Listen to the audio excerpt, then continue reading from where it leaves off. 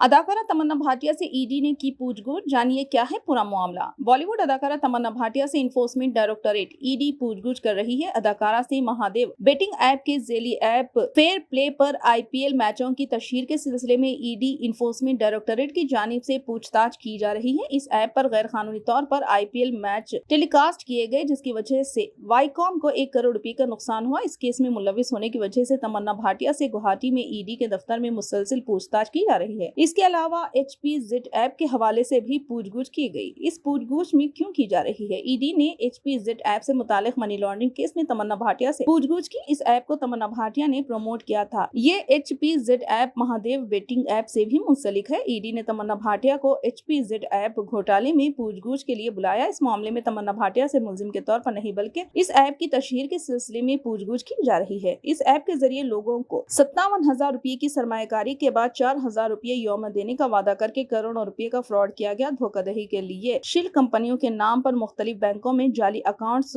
खोले गए, जिनमें सरमायाकारों से रकम मुंतकिल की गई। मुलजिम ने इस रकम को क्रिप्ट और हिट कॉइन्स में लगाया और महादेव जैसी कई बेटिंग एप्स पर पैसा लगाया। इस मामले में ईडी ने अब तक 497.20 करोड़ रुपए की मनखुला और गैर मनखुला जायदाद जब्त की है। इन्फोर्समेंट डायरेक्टोरेट इस घोटाले की तहकीकात में मसरूफ है।